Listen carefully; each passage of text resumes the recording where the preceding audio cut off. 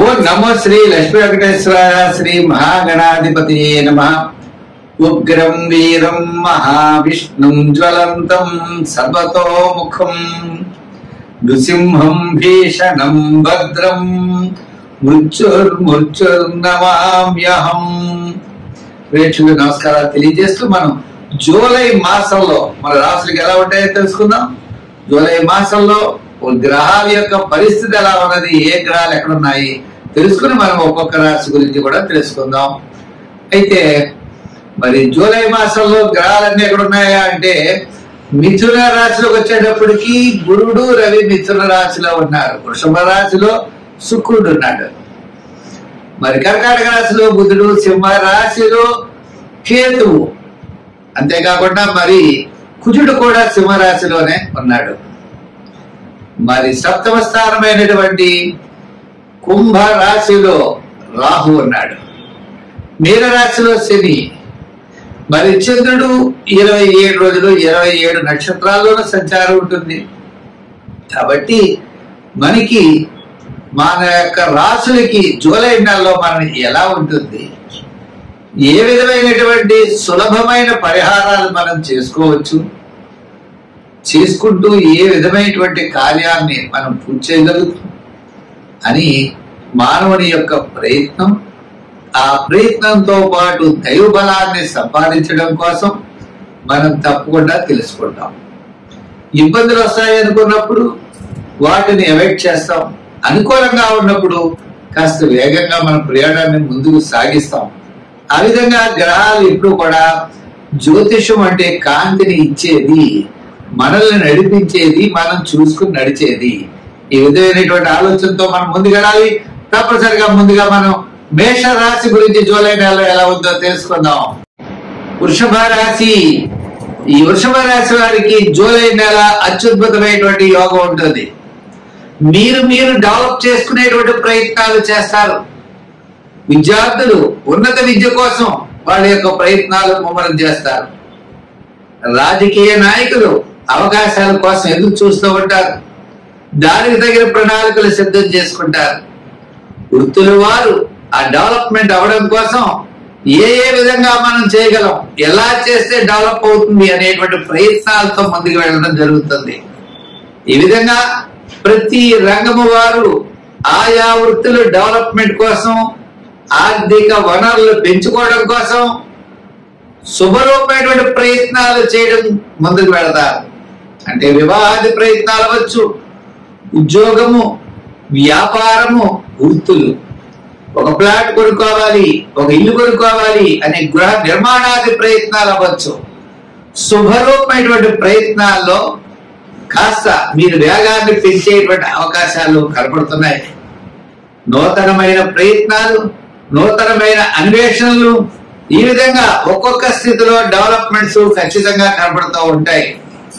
ఈ విధంగా మరి వృషభ రాశి వారు స్త్రీలు అవ్వచ్చు అభివృద్ధి కోసం, అలాగే మహిళలు కూడా ఉన్నతమైనటువంటి ఆశయాల కోసం, వ్యాపారం అభివృద్ధి కోసం, రుణ ప్రయత్నాలు, పార్ట్నర్షిప్లు, పెట్టుబడులు పెట్టేటువంటి విషయాల్లో ఇటువంటి విషయాలన్నీ కూడా మీరు ముందంజలో ఉంటారు.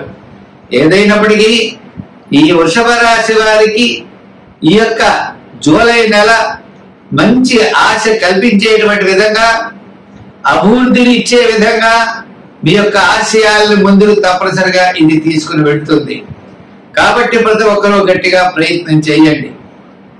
అయితే ఈ రాశి వారు తప్పనిసరిగా చేయవలసిన పనుల్లో మరి 5, 6 నెంబర్లు వాడండి. తెలుపు, గ్రీన్, లైట్ బ్లూ కలర్లో వాడండి. అమ్మవారికి కుంకుమ పూజ చేయిస్తూ ఉండండి. ప్రతి శుక్రవారం అమ్మవారి గుడికి వెళ్ళి కుంకుమ పూజ చేయించడం, ఆమెకి గాజులు లాంటివి సమర్పించడం, పుష్పాలు ఇవ్వడం, మీ కుల దేవతను ఆరాధిస్తూ ఉన్నట్లయితే తప్పకుండా విజయం మీ వెంట ఉంటుంది. చాలా కాలం నుండి నిలిచినటువంటి వ్యవహారాలన్నీ కూడా కదలికలు బయలుదేరతాయి. అనుకూలమైనటువంటి ఫలితాన్ని మీరు పొందగలుగుతారు. ఈ పరిష్కార మార్గాలు కూడా చేయండి. జూలై నెల చాలా ప్రోత్సాహకరంగా ఉంటుంది. ఎంచేత అంటే 80% గ్రహాలన్నీ కూడా అనుకూలంగా ఉన్నాయి. స్వస్తి. ధనురాశి. ఈ ధనురాశి వారికి సప్తమంలోనే గురుడు, షష్టంలో శుక్రుడు. అంటే విందు వినోదాల్లో పాల్గొనే అవకాశాలు ఉన్నాయి. కుటుంబ ఆర్థిక సంతానపరమైన వ్యవహారాలు ప్రోత్సాహకరంగా ఉంటాయి. వివాహాది శుభప్రయత్నాలు అనుకూలంగా ఉంటాయి. లైఫ్ పార్ట్నర్ తో ఆనుకూల్యమైనటువంటి దాంపత్యం అనుకూలంగా ఉంటుంది. చిన్న చిన్న సమస్యలున్నా తప్పనిసరిగా తగ్గుతాయి. సంతానపరమైన వ్యవహారాలు ప్రోత్సాహకరంగా ఉంటాయి. సోపుణ్య కార్యక్రమాల్లో పాల్గొంటారు. శివక్షేత్రాలను దర్శిస్తారు. ఆధ్యాత్మికమైన చింతన పెరుగుతుంది. పబ్లిక్ లో రిలేషన్స్ పెరుగుతాయి. సంతానపరమైనటువంటి అభివృద్ధితో పాటు గౌరవ మర్యాదలు కూడా మీకు పెరిగే అవకాశాలు ఉన్నాయి. రాజకీయ పరంగా కాస్త గుర్తింపు ఉంటుంది. వృత్తుల పరంగా న్యాయవాదులు, వైద్యులు, కళారంగం వారు, చిన్న చిన్న వృత్తులు చేసే వారికి ఆర్థిక ప్రోత్సాహం ఉంటుంది. వ్యాపార పరంగా కూడా finance, general, kirana, medical, shares, IT రంగం వారికి, చేతి వృత్తి పడి వారికి, మెడికల్, గృహోపకరణాల వారికి కాస్త అనుకూలంగా ఉన్నది. ఉన్నప్పటికీ సాటర్న్ అర్ధాష్టమ శని ప్రభావం కూడా మీకు ఉన్నది. ఎవరో ఏదో రకమైన ఇబ్బంది పెడతా ఉండడం, స్వల్పమైన సమస్యలు వస్తూ ఉండడం, ఒక పనికి ఒకసారి పెడితే ఆయన దొరకపోయి 3 సార్లు జరగడం, ఇటువంటి ఇబ్బందులు మీకు కనపడుతూ ఉంటాయి. అంచేత ఒక ప్రణాళిక లేకపోవడం అవ్వచ్చు, కొన్ని పనులు మీరు బద్దకించడం వల్ల అవ్వచ్చు, మీరు ఇన్ టైంలో కొన్ని పనులు చేయకపోవడం అవ్వచ్చు. ఇవన్నీ సాటర్న్ ప్రభావం వల్లనే కలుగుతాయి. మనం రాంగ్ రూట్ లో ప్రయాణం చేస్తే యాక్సిడెంట్లు అవుతాయి. అంచేత మనం కరెక్ట్ రూట్ లో వెళ్ళాలి. అంతేగాని శని ప్రభావం అనుకోకూడదు. ఎక్కడ పడితే అక్కడ సంతకాలు పెట్టడం, అధికారులు కూడా ఏమీ చూడకుండా సంతకాలు పెట్టడం, గతంలో జరిగింది ఇప్పుడు జరుగుతుందని అనుకోవడం, ఇవన్నీ కూడా అవివేకం అవుతాయి. ఇటువంటి తెలివి తక్కువ పనులు మాత్రం ఈ రాశి వారు ఎటువంటి పరిస్థితులను చేయకూడదు. రాంగ్ డెసిషన్ ఎప్పుడు తీసుకోకూడదు. మీరు తీసుకునే నిర్ణయం కరెక్ట్ గా ఉండాలి, విధి విహితంగా ఉండాలి, రూల్ ప్రకారం ఉండాలి. అలా ఉన్నట్లయితే మీకు శని ప్రభావం ఏమీ ఉండదు. గురుడి యొక్క ప్రభావంతో మరి కాస్త అనుకూలమైన ప్రభావం మీకు కనబడుతుంది. సంఖ్యల్లో 3, రంగుల్లో ఎరుపు, తెలుపు ఎక్కువగా వాడండి. దానాల్లో తిలదానం చేయండి. వారాల్లో సోమవారం చేయండి.